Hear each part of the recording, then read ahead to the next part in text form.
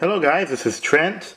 As you can see, this is going to be a video that's going to be comparing both the iMate 9502 with the HTC TyTN 2.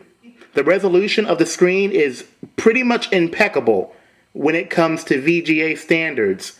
Very smooth for the fonts that's located on the desktop here, in comparison to the HTC TyTN 2, which has a Q VGA screen and is not as smooth. Now the only thing here is that the reason why the fonts on the HTC TyTN 2 look smooth is because I actually went in and enabled the clear type feature on my TyTN. I'll take you over into the programs, to the start menu, by pressing on the start button. And as you can see, we're going to bring you over to Programs. The icons look very smooth on the Ultimate 9502. Extremely smooth. This resolution is pretty much impeccable. As clean as you can get with any Windows mobile device.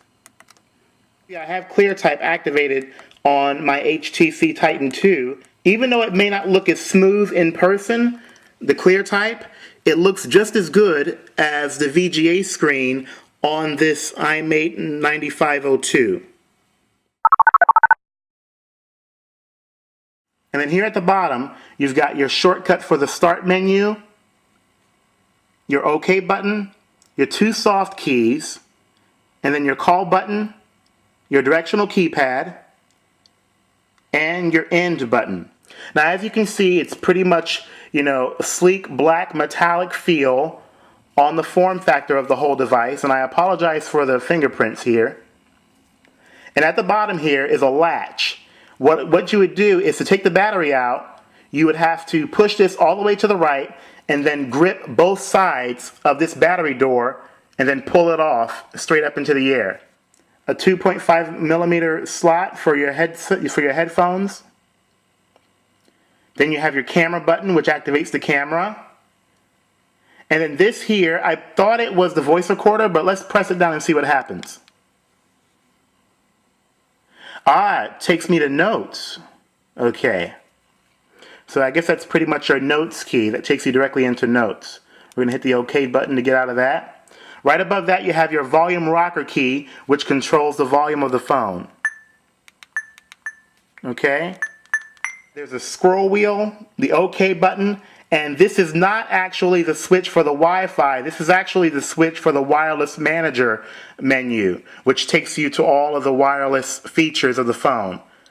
Now that I've pressed down on it, you'll see that it shows the phone, GPS, push email, Wi-Fi, Bluetooth, and the button that will allow you to close all of them at the same time. Now after the wireless manager button here, you have the mini USB port that allows you to place the charger in, as you can see. As I mentioned before in a previous video, on either end of the phone there appears to be a black leather texture that's been added to the phone. Now up here at the top you have your power button. Then here you have your stylus, which you can pull out. And it's a telescoping stylus. If you look here at the top, you'll notice that there's some indicator lights built into the earpiece. To the left here, you're going to see that it's glowing red, which means that it's charging. And then to the right, Bluetooth on right now, so this is blinking blue to show that one of those features is on. This button here is the messaging button.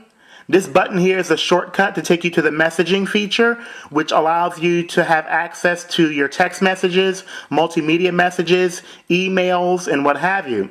Now that I'll press on that, and it'll take me directly to the messaging feature. Now you can press this multiple times to get to wherever you need to get to. You press it once, it takes me to the Outlook email.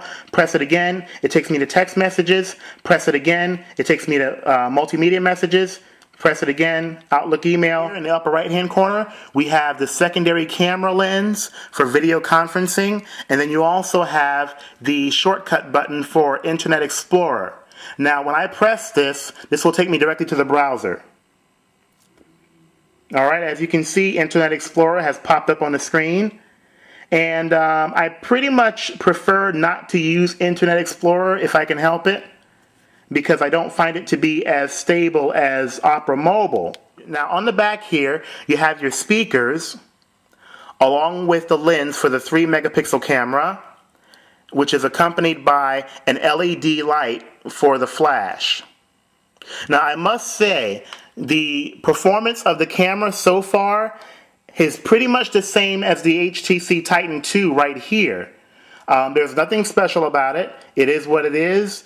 The pictures as a result of the camera pretty much turn out to be very grainy, just like the HTC TyTN 2. So there's pretty much no difference between the two smartphones. The speaker is just like the HTC TyTN 2. It sucks.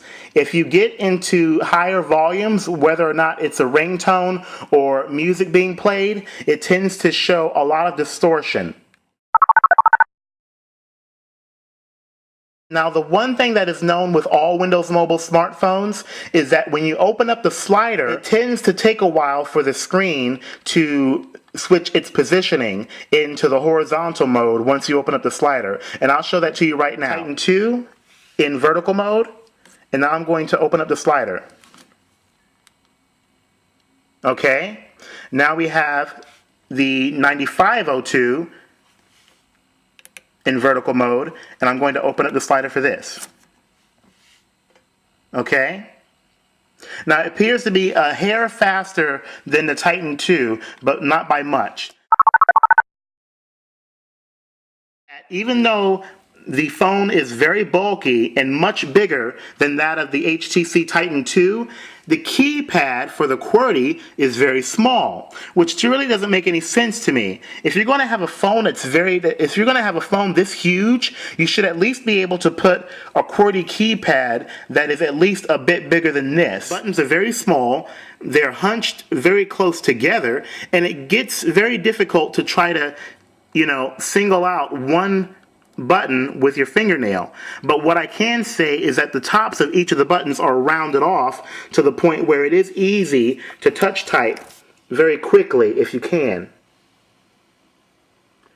As you can see, the buttons on the TyTN 2 are much bigger than the buttons on the 9502.